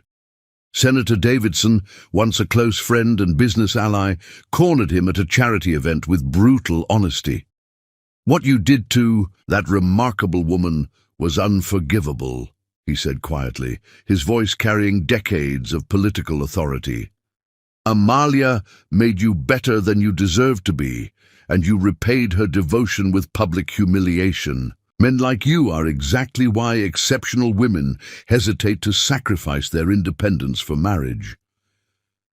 The nights were worst of all. Their mansion, designed to showcase success and entertain distinguished guests, felt like a mausoleum without. Amalia's presence to transform its expensive spaces into a warm home. He found himself calling her disconnected number repeatedly, composing emails he knew would never reach her, driving past places they had shared memories as if proximity to their past might somehow restore their future. His attempts to locate her had failed completely, despite employing 3 different private investigation firms and spending thousands of dollars on professional search services. Private investigators found no trace of Amalia Reeves in Australia or anywhere else their extensive resources could reach. She had disappeared as thoroughly as if she had never existed, leaving behind only the echoes of conversations that now revealed their profound wisdom and the absence of a love he had been too proud to value while he possessed it. Credit monitoring services showed no activity under her name. Social media searches yielded nothing. Even airline records seemed to have been systematically scrubbed of any trace of her departure. The thoroughness of her disappearance spoke to planning that must have taken months to execute perfectly. She had clearly prepared for this moment long before their final confrontation, establishing new identities and financial structures that would make tracking her impossible. The woman he had dismissed as unsophisticated in business matters had orchestrated the most complete vanishing act he had ever encountered, demonstrating strategic thinking that rivaled any corporate takeover he had witnessed in his professional career. One evening, while sorting through financial documents in preparation for quarterly tax filings, Trey discovered something that stopped his heart and forced him to confront the full magnitude of what he had destroyed through his arrogance and ingratitude. Hidden in Amalia's desk was a complete business plan for a cultural marketing consultancy that was brilliant in its scope and innovation, sophisticated in its financial projections, and revolutionary in its approach to ethical business development. She had been preparing to surprise him with a business partnership that would have revolutionized their shared financial future while addressing critical needs in the entertainment and tourism industries. The document was professionally formatted and thoroughly researched, with market analysis that rivaled reports produced by major consulting firms, financial projections that demonstrated both conservative and aggressive growth scenarios, and strategic partnerships already identified with major corporations seeking authentic cultural expertise. She had spent months developing this proposal, working late into the night while he slept, conducting research during the hours he dismissed as her free time, building something extraordinary while he criticized her for lacking professional ambition. The business model she had developed was genuinely innovative, addressing the growing demand for cultural authenticity in global marketing, while ensuring that indigenous communities benefited from their traditional knowledge rather than being exploited by it. Her approach combined profit generation with cultural preservation, creating sustainable economic opportunities that honored traditional values while meeting modern market demands. The projected revenue streams were substantial, with conservative estimates suggesting they could have doubled their household income within 3 years while establishing themselves as industry leaders in ethical cultural marketing. As he read her detailed projections and implementation timeline, Trey finally understood the full magnitude of his loss and his own blindness. He hadn't just destroyed his marriage through his cruelty and infidelity. He had obliterated their future, betrayed his best friend and most valuable business partner, and become the exact kind of man he had once despised. Her little hobby could have generated millions in revenue while positioning them as pioneers in an emerging field that combined their complementary skills perfectly. As he sat surrounded by the evidence of what could have been, Trey finally understood that losing Amalia hadn't just cost him a wife.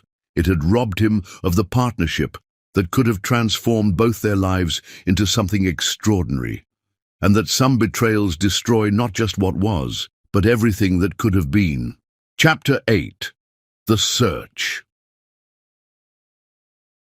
2 years had passed since Amalia's departure when Trey Whitfield first saw her photograph in the business section of the Wall Street Journal, her radiant smile accompanying an article titled "Pacific Pioneer: How Amalia."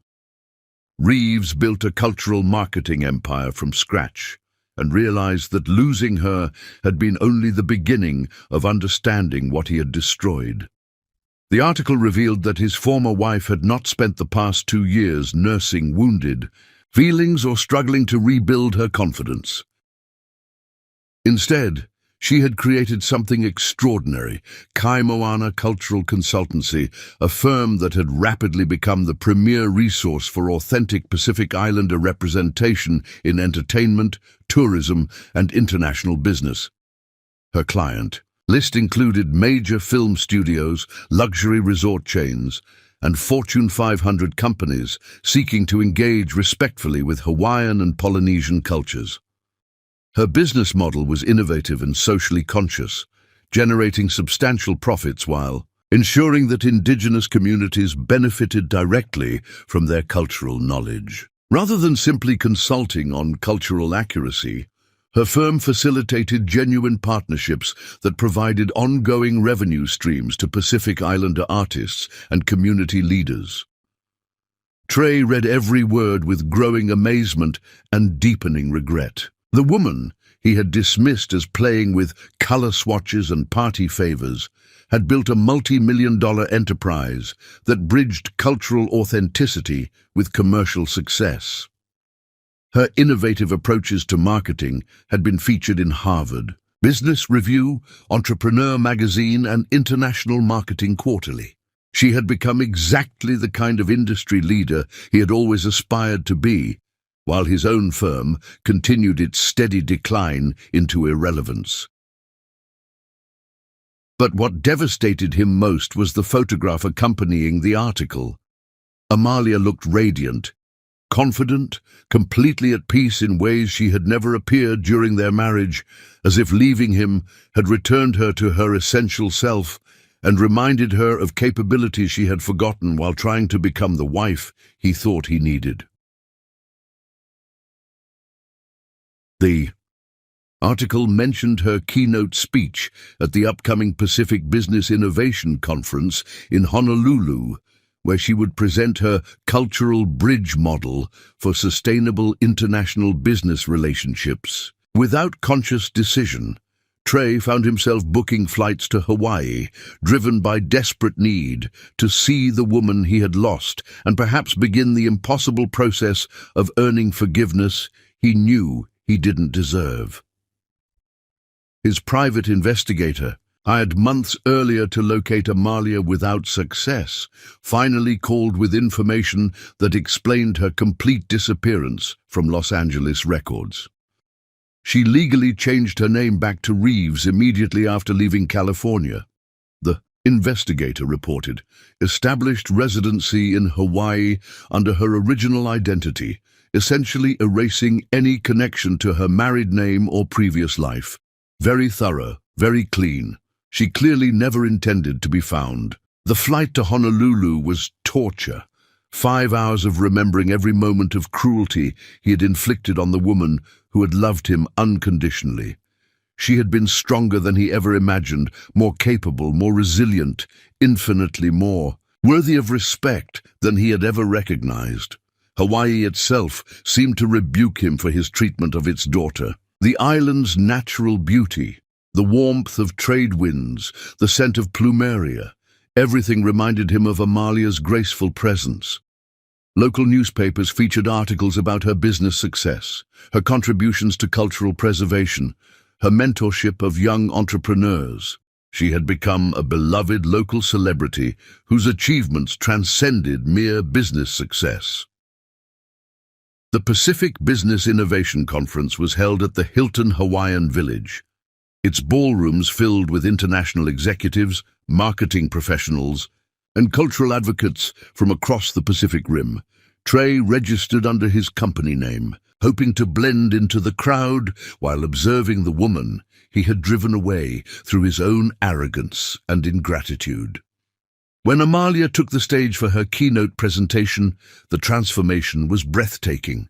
This was not the subdued wife, who had moved through their Beverly Hills mansion like an elegant ghost, but a dynamic leader radiating confidence and authority. She wore a stunning business suit in deep ocean blue, her presence commanding the room with effortless grace. Her presentation was brilliant, outlining innovative strategies for building authentic cultural partnerships that respected traditional values while creating sustainable economic opportunities. The audience was captivated, business leaders from Japan to New Zealand taking detailed notes and requesting follow-up meetings. During the networking reception that followed, Trey watched. Amalia moved through the crowd with the same social mastery she had once deployed on his behalf. But now she was the star, the sought-after expert whose insights could transform entire marketing strategies. CEOs competed for her attention, venture capitalists discussed investment opportunities, cultural leaders praised her respectful approach to traditional knowledge sharing. He observed her for 2 hours, noting the genuine laughter that had been absent during their final months together, the animated conversations that revealed intellectual engagement he had stifled with his criticism. And control. She looked healthy, happy, completely fulfilled in ways she had never achieved while sacrificing her identity to support his ego and ambition. When she finally noticed him standing at the edge of the reception, her expression changed instantly. From radiant professional confidence to wary recognition, the transformation was subtle but complete. The dynamic conference presenter vanished, replaced by a woman steeling herself for unwanted confrontation with someone who represented a painful chapter of her life she had worked diligently to close. She excused herself from her conversation with obvious reluctance, moving toward him with the cautious dignity of someone prepared for psychological combat but hoping to avoid it entirely. "Hello, Trey," she said simply, her voice neutral but not hostile, carefully modulated to convey neither welcome nor rejection. "I wondered if you might appear eventually.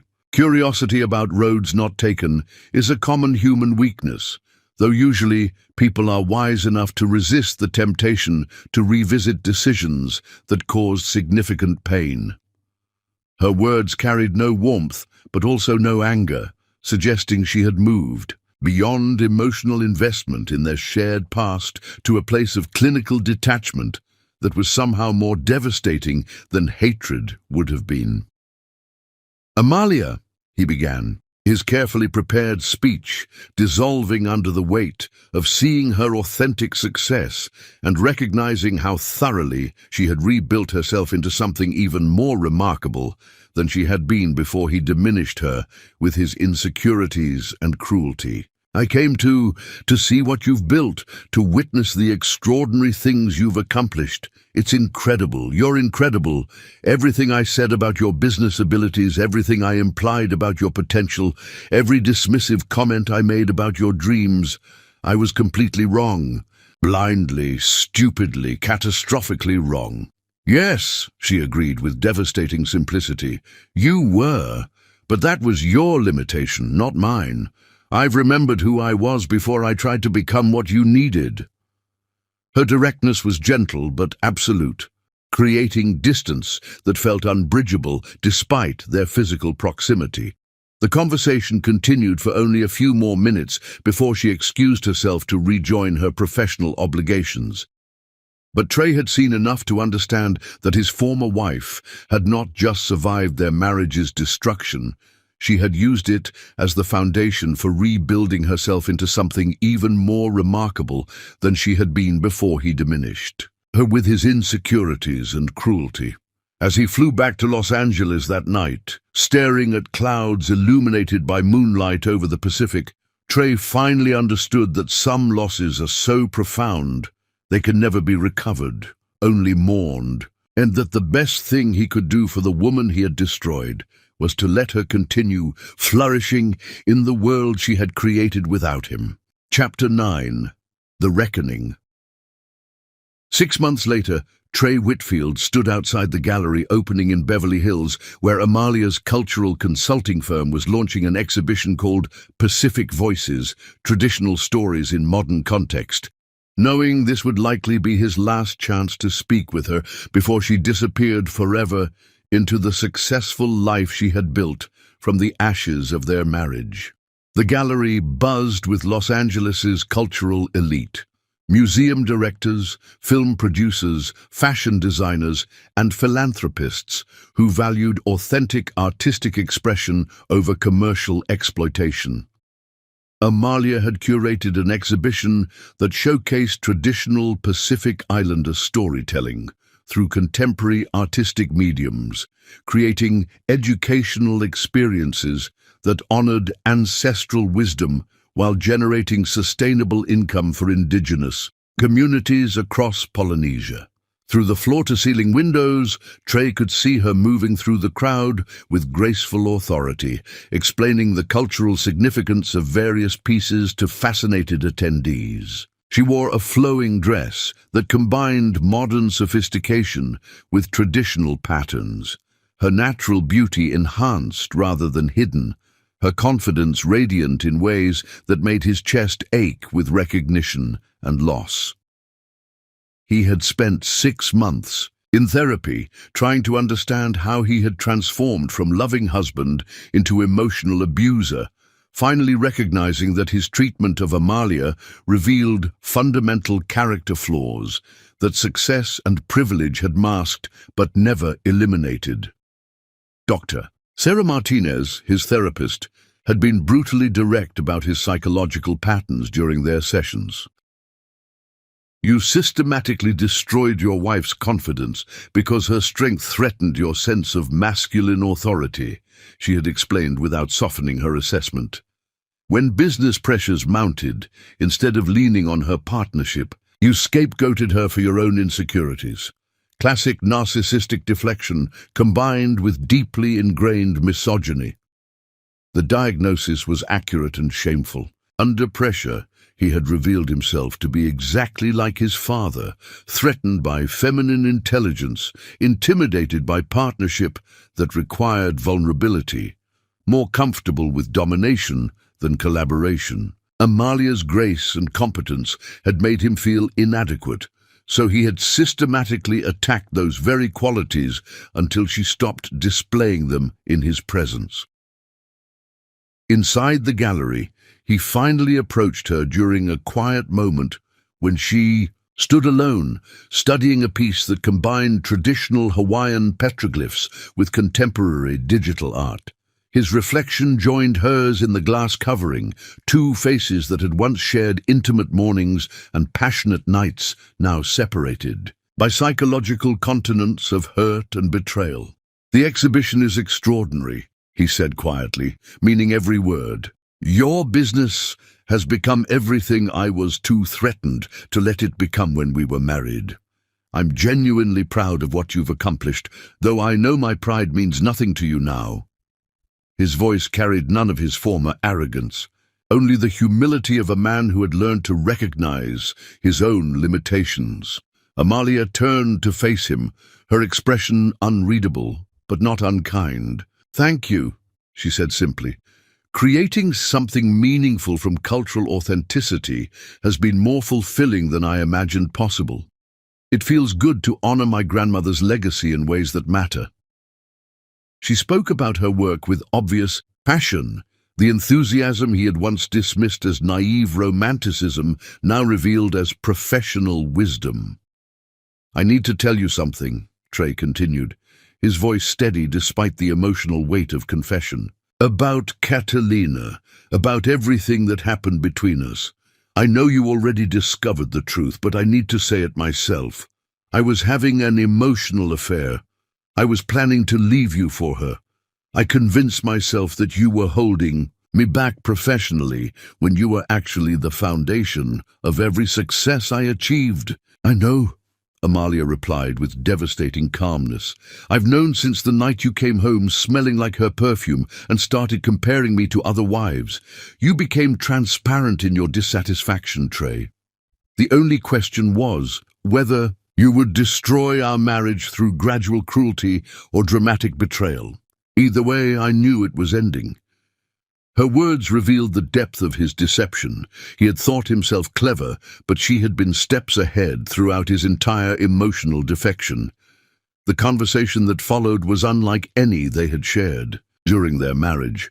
Honest, direct, free from the performance anxiety that had poisoned their final months together. Trey apologized, not just for his affair and cruelty, but for his fundamental failure to see her as an equal partner worthy of respect and consideration.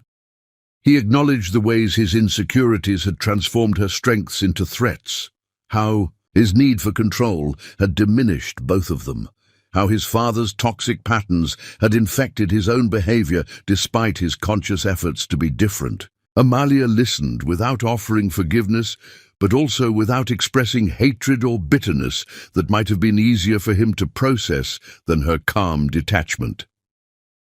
The gallery setting seemed appropriate for their final reckoning, surrounded by art that honored cultural authenticity and traditional wisdom.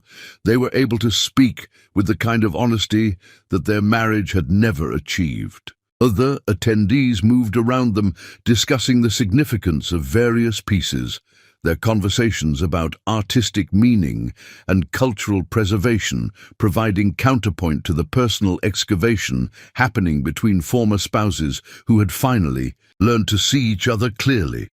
The woman you married was already broken in ways that made our relationship doomed from the beginning, she said, with quiet insight that cut to the heart of their relationship's fatal flaw and revealed understanding that had taken years of therapy and self-reflection to achieve. I had learned to make myself smaller, to avoid threatening masculine egos, to diminish my own capabilities so that men could feel secure in their supposed superiority.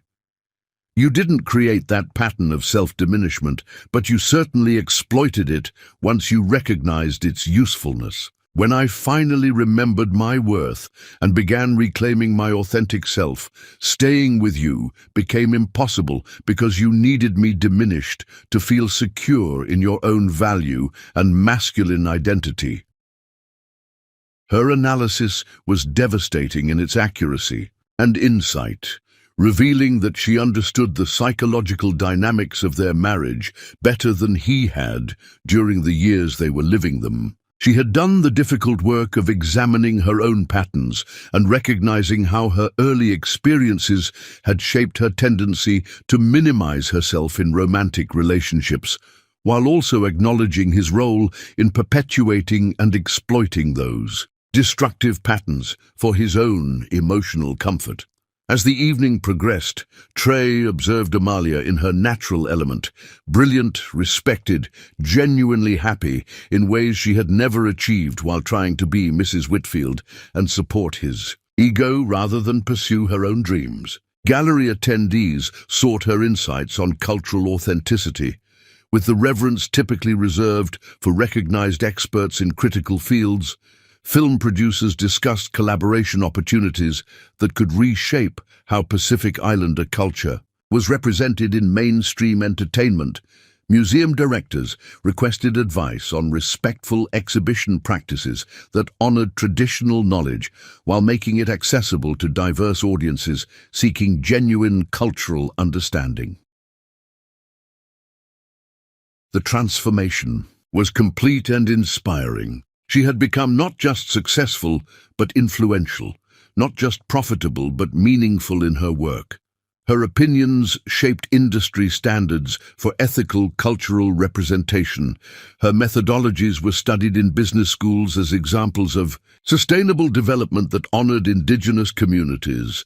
Her partnerships had created new models for collaboration that generated profit while preserving cultural integrity. She had achieved the kind of success that transcended mere financial gain to encompass genuine social impact and lasting cultural contribution. Near the exhibition's end, she mentioned almost casually that she had verified his business partner's current situation.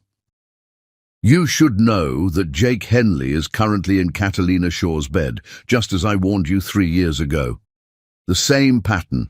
She's positioning herself as the solution to his professional challenges while systematically undermining his marriage. Some people never learn new strategies because their original approach continues finding willing victims. The revelation hit like a physical blow.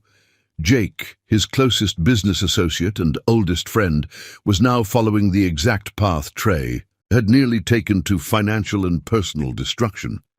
"Does he know about her history?" Trey asked, though he already knew the answer. Men like Jake, like he himself had been, never believed warnings about beautiful women who made them feel invincible. "I sent him the police report," Amalia replied. "What he does with that information is his choice to make. I learned from our marriage that you can't save people from themselves, only from specific immediate dangers. Character change requires internal motivation, not external rescue." Her wisdom was hard-earned and absolute, the perspective of someone who had stopped trying to fix other people's poor decisions. "There's something else I need to acknowledge," Trey said quietly, his voice heavy with the weight of a particularly painful memory. "That night when I told you that you would never be like Catalina, that was the cruelest thing I ever said to you, and I think we both knew it marked the point of no return in our marriage. I compared you to the woman who was actively trying to destroy us both, and I meant it to hurt you as deeply as possible." Amalia's expression grew very still, and for a moment he saw a flash of the old pain cross her features. "Yes," she said simply. "That was the moment I stopped hoping you would remember who you married and started planning my exit. When someone tells you that your worth will never match their idealized memory of someone who was actively betraying them, you learn everything you need to know about their judgment and their capacity for love.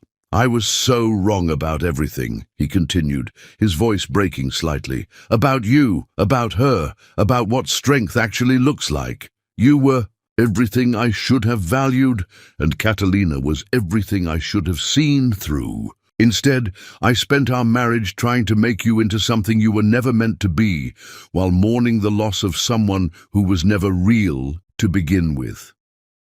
"The most dangerous thing about emotional abuse," Amalia said with the calm wisdom of someone who had survived and transcended it, "is how it convinces the victim that they're responsible for the abuser's dissatisfaction. You told me I would never be like your ex, and I spent months trying to figure out how to become more like a woman who was literally destroying your life. The psychological manipulation was masterful, even if it was unconscious." As the gallery began closing, their final conversation approached its natural conclusion. Trey knew he would likely never see her again. She was returning to Hawaii the following week to expand her business operations throughout the Pacific Rim, building something that would outlast both of them and benefit communities she genuinely cared about serving.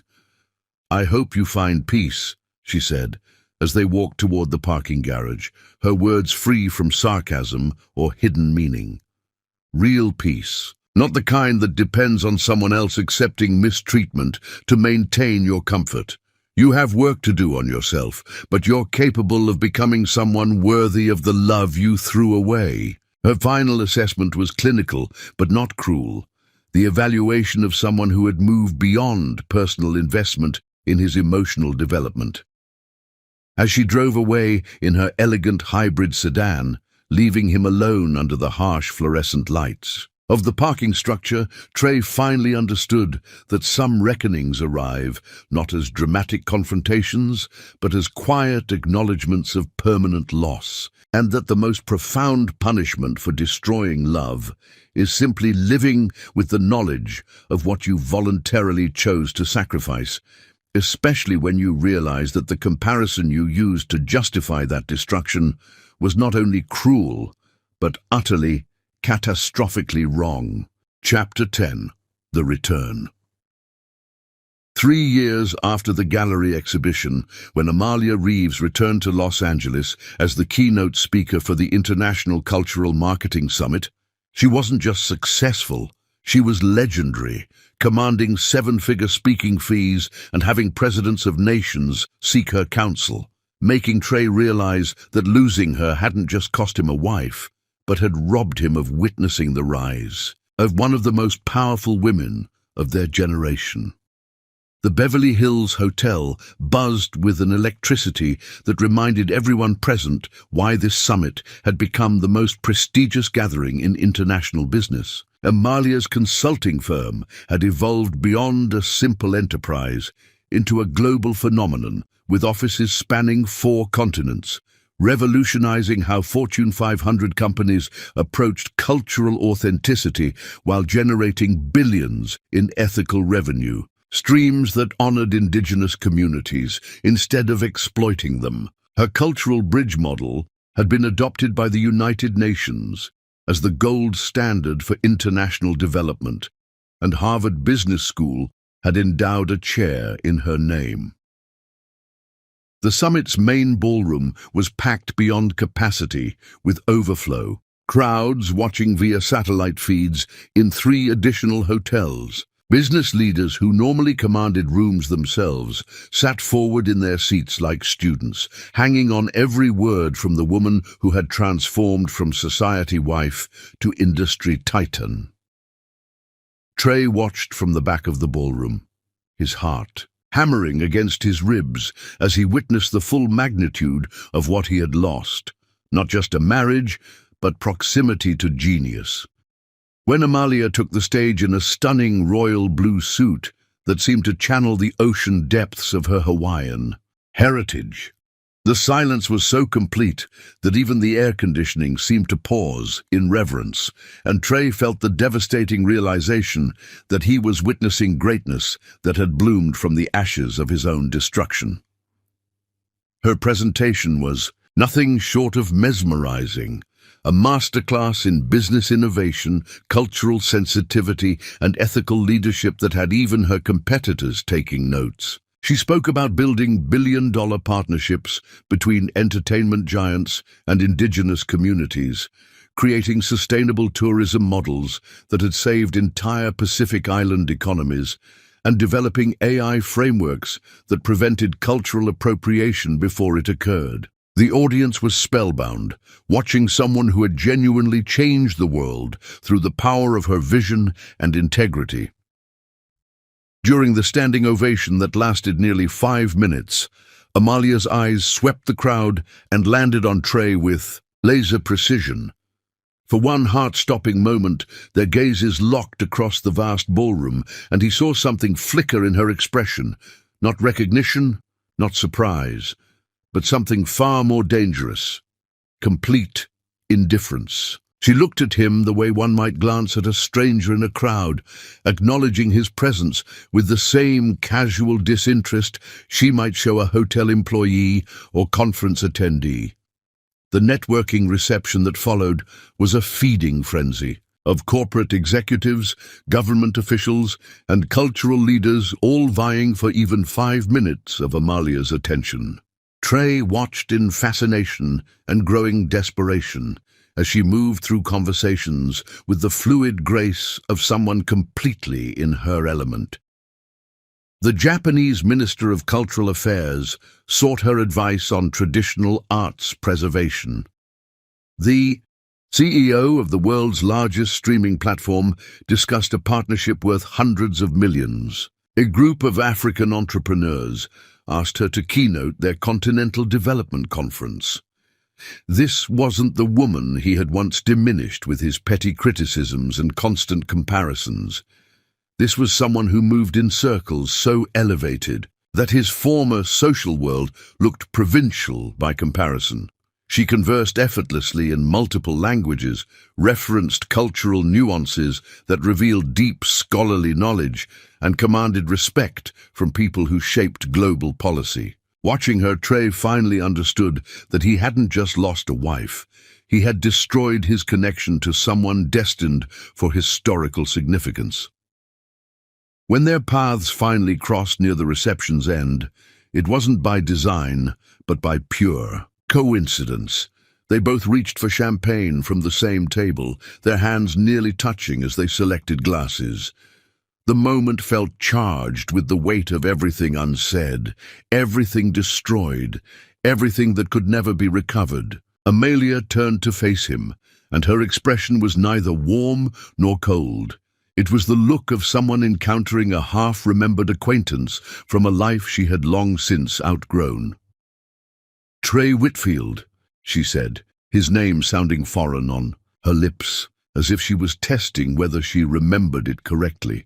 "I wondered if you might appear. You always did have a talent for inserting yourself into situations where you weren't particularly wanted." Her words carried no malice, only the casual observation of someone stating an obvious fact. The comment hit him like a physical blow, but he forced himself to absorb it without flinching. "Hello, Amalia. What you've accomplished, what you've become, it's extraordinary, beyond extraordinary. You've built something that will outlast all of us, something that actually matters. I came here to witness greatness, and that's exactly what I found." His voice was steady, despite the emotional earthquake happening in his chest. She studied his face with the clinical interest of someone examining an artifact from an archaeological dig, mildly curious but ultimately detached. "Thank you for the professional courtesy," she said, her tone suggesting this was a conversation she had with many former acquaintances who sought her out at events. "Though I have to say, your presence here feels somewhat inappropriate. This summit is about building bridges between cultures, not revisiting personal bridges that were burned beyond repair." The words were delivered with surgical precision, designed to create maximum psychological impact while maintaining perfect social acceptability. Trey felt his breath catch as he recognized the woman who had once absorbed his cruelty with silent dignity was now someone who could deliver devastating assessments with the casual efficiency of someone removing an obstacle from her path. "You're absolutely right," he said quietly, his voice carrying the humility of someone who had learned to recognize when he was outmatched. "I shouldn't have come. I have no right to your time or attention. I suppose I needed to see for myself what you'd become, to understand the full scope of what I destroyed through my own stupidity and arrogance." He paused, gathering courage for what might be his final words to her. "For what it's worth, I've spent every day of the past 3 years trying to become someone worthy of the love you once gave me, not to win you back, but because it was the only way to honor what we once had." Something shifted in her expression, not softening exactly, but a flicker of something that might have been curiosity about this man who bore only superficial resemblance to the one who had systematically destroyed their marriage. "Growth is admirable in anyone," she said finally, "though it's unfortunate when it comes too late to matter. You've presumably learned to value what you have while you have it, which will serve you well in future relationships." The finality in her voice was absolute, but Trey pushed forward with one last, desperate attempt to reach the woman who had once loved him unconditionally. "There will never be future relationships that matter, Amalia. Losing you taught me that. Some losses are so profound, they redefine what's possible in a person's life. I'm not here seeking forgiveness or reconciliation. I'm here to tell you that watching you tonight, seeing what you've become, fills me with a pride I have no right to feel and a grief I'll carry forever." For the first time since their conversation began, Amalia's composure cracked slightly, revealing a flash of something that might have been pain or anger or simply exhaustion at having to relitigate a past she had worked so hard to transcend. "Pride," she repeated, her voice gaining an edge that reminded him of volcanic rock, beautiful but dangerous. "You feel proud of my success." "How wonderfully patriarchal of you, Trey. As if my achievements somehow reflect well on you, rather than representing my complete liberation from everything you tried to make me believe I was." The rebuke was devastating in its accuracy, exposing the narcissistic undercurrent in his words that he hadn't even recognized himself. "You're right," he said immediately. "That was exactly the wrong thing to say. Your success belongs entirely to you, your vision, your work, your strength. I played no part in it except as an obstacle you had to overcome. I apologize for suggesting otherwise." Her expression softened fractionally, perhaps recognizing genuine accountability rather than performative apology. "The fact that you can see that now suggests you have indeed grown," she said, with something approaching genuine acknowledgement. "Unfortunately, growth doesn't undo damage, and accountability doesn't resurrect what was destroyed. Some lessons cost too much to be worth learning." As she prepared to leave for other obligations, Trey made one final attempt to leave her with something meaningful rather than simply adding to her burden of unwanted memories. "I know this sounds inadequate, but I want you to know that losing you saved me from becoming my father completely.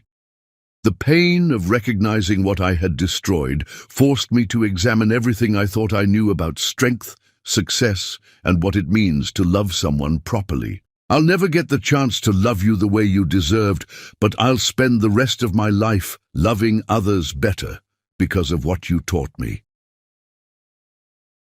Amalia paused in gathering her materials, considering his words with the careful attention she gave to complex business propositions. "That's the first thing you've said tonight that sounds like genuine wisdom rather than self-pity disguised as growth," she said finally.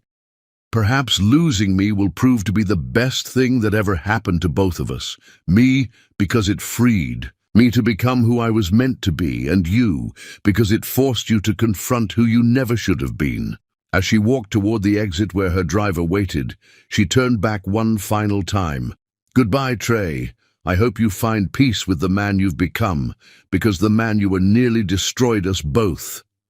Her words carried no vindictiveness, only the calm finality of someone closing a chapter that had taught her everything she needed to know about her own strength. Standing alone in the ballroom, as staff began clearing away the remnants of an evening that had showcased everything he could never reclaim, Trey finally understood that some stories end not with reconciliation or redemption, but with the profound recognition that letting go of what you destroyed is the most loving thing you can do for them, for yourself, and for everyone whose lives you'll touch in whatever future remains. The end.